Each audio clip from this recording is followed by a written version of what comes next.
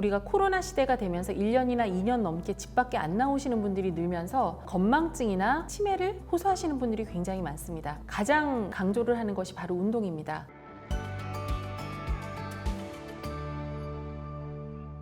예, 안녕하십니까. 대한치매학회 정보이사를 맡고 있는 한양대학교 병원 신경과 김희진 교수입니다. 오늘은 경도인지장애에 대해서 말씀드리도록 하겠습니다. 경도인지장애는 치매가 되기 바로 전 단계를 의미합니다. 우리가 기억력이 없을 때 내가 먼저 알고 가족은 전혀 눈치채지 못하는 단계를 저희가 건망증 단계라고 하면, 병적으로 진행이 될 때는 시간이 점점 흘러가면서 같이 사는 가족이나 배우자가 눈치를 채게 됩니다. 하지만 실제로는 일상생활에서는 전혀 문제가 있지 않으면 이것을 경도인지장애라고 하게 됩니다. 경도인지장애는 크게 두 가지로 나누게 되는데요. 기억형 경도인지장애, 비기억형 경도인지장애를 두 가지로 나누게 됩니다. 기억형 경도인지장애 I형일 경우에는 주로 기억력만 떨어지게 돼서 환자분이 방금 전에 했던 약속 같은 거 잊어버리시거나 어제 했던 그러한 일들 같은 걸 잊어버리시는 경우가 있는데, 어떤 힌트를 드리면 다시 떠올릴 수는 있습니다.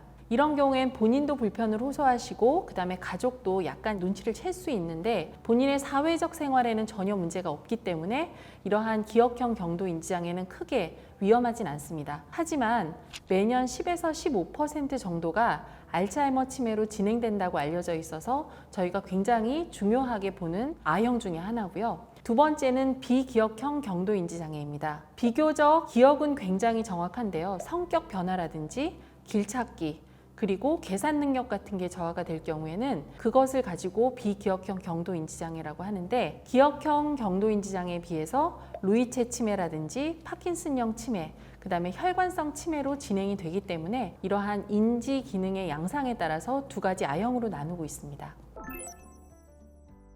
네, 경도인지장애 기준은 2004년에 패털슨이 제시한 그러한 기준을 사용하고 있습니다. 첫 번째로는 환자와 보호자가 반드시 기억력 저하를 호소를 할 때, 두 번째로 일상생활에는 전혀 문제가 없을 때, 세 번째 인지기능 검사에서 연령과 교육 수준 대비 정상인에 비해서 마이너스 1.5 표준 편차 이하의 점수를 나타내게 될 때, 이것을 저희가 경도인지장애로 진단 기준을 하고 있습니다.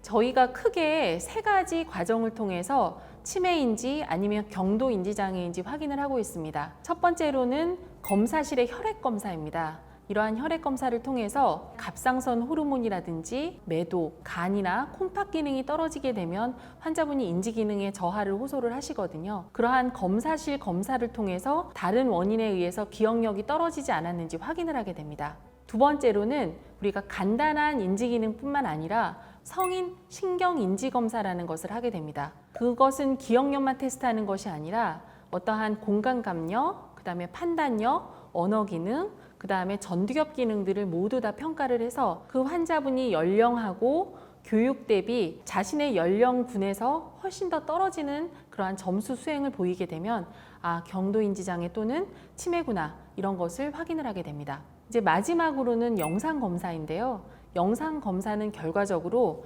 뇌의 구조를 가지고 이 사람이 어떻게, 진짜로 뇌는 멀쩡한데 기능만 떨어졌는지, 아니면 뇌의 해마라는 곳에 이러한 쪼그라져 있는 위축이 있는지를 확인을 하게 됩니다.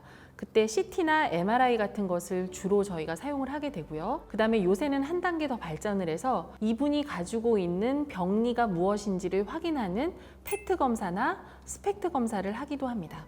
실제로 본인의 질병을 인지를 하고 인정을 하시게 되면 대부분 경우 건망증이나 양성의 경도인지 장애인 경우가 많습니다. 그런데 보호자는 분명히 이 환자가 굉장히 기억력 저하 또는 인지 저하를 얘기를 하고 있는데, 본인이 멀쩡하다고 할 경우에는 실제로 질병이 진행되는 경우가 많습니다. 그럴 때는 먼저 원인을 확인해서 고칠 수 있는 경우인지를 확인을 하게 됩니다.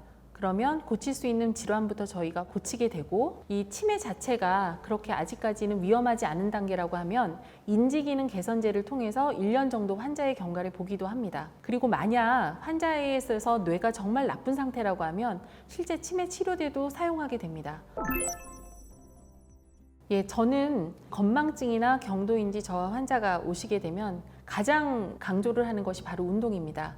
우리가 코로나 시대가 되면서 1년이나 2년 넘게 집 밖에 안 나오시는 분들이 늘면서 실제로 건망증이나 경도인지 장애, 그다음에 치매를 호소하시는 분들이 굉장히 많습니다. 그러나 운동의 효과는 굉장히 뛰어난데요. 햇빛을 보고 걸으시면 근육 세포가 굉장히 많이 자라나고 근육 안에 있는 BDNF라는 뇌를 보호하는 신경 호르몬이 많이 발생을 하게 됩니다. 아무것도 사용하지 않았을 땐 뇌는 굉장히 급속한 속도로 시냅스의 소실을 이룬다고 하면 우리가 운동을 통해서 BDNF가 많이 발달을 하게 되고 햇볕을 굉장히 많이 보게 되면 뼈 건강이 생기면서 근육 안에서 뇌를 보호하는 호르몬이 많이 생기기 때문에 실제로 치매를 예방한다는 연구 결과가 나와 있습니다. 2000년대 발표한 그런 논문에 따르자면 실제로 걷기를 실천한 환자분에 있어서는 60% 정도 치매를 예방했다라고 이미 알려져 있기 때문에 오늘 여러분들한테 제가 말씀드리고 싶은 가장 중요한 것은 하루에 10분이라도 좋다. 무조건 나가서 걸으라. 이것을 말씀드리고 싶습니다. 감사합니다.